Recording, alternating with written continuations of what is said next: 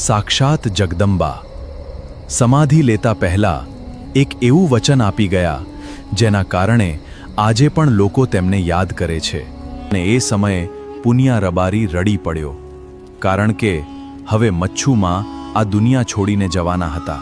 પણ હું તમને વચન આપું છું કે જ્યારે જ્યારે તમને મારી જરૂર પડશે ત્યારે ત્યારે હું તમારી સાથે હઈશ. એ વખતે પુનિયા રબારી મચ્છુમાને કહે છે, માં, મને પણ તમારી સાથે લેતા જાઓ.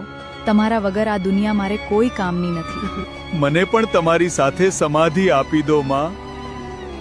ત્યારે મચ્છુમાં બોલ્યા, પુનિયા, હજુ દુનિયામાં તારી જરૂર છે. મચ્છુમાં સમાધિ લઈ લે છે. હવે ધીમે ધીમે સમય વીતે છે અને એક દિવસ પુનિયા મામાને જેસરના મેળામાં જવાનો વિચાર આવે છે. એટલે પુનિયા મામા અને 2-3 ભાઈબંધો સાંઢ ઉપર ચડીને જેસરના મેળામાં જવા નીકળે છે.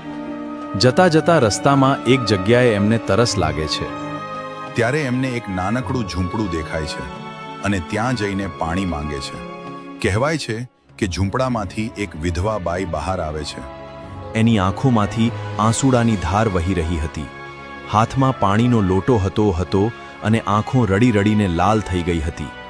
પાણી લઈને આવી ત્યારે પુનિયા મામાએ એના આંસુ જોઈ લીધા.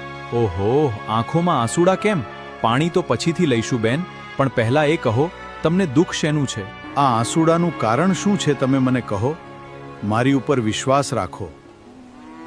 મારાથી જે થશે એ મદદ હું જરૂર કરીશ. પણ પછી એ વિધવા બાઈએ એવું શું કહ્યું જેને સાંભળીને પુનિયા મામા પણ ચોંકી ગયા. આગળ શું થયું જોવા માટે અમને ફોલો કરો અને કોમેન્ટમાં પાર્ટ 4 લખો.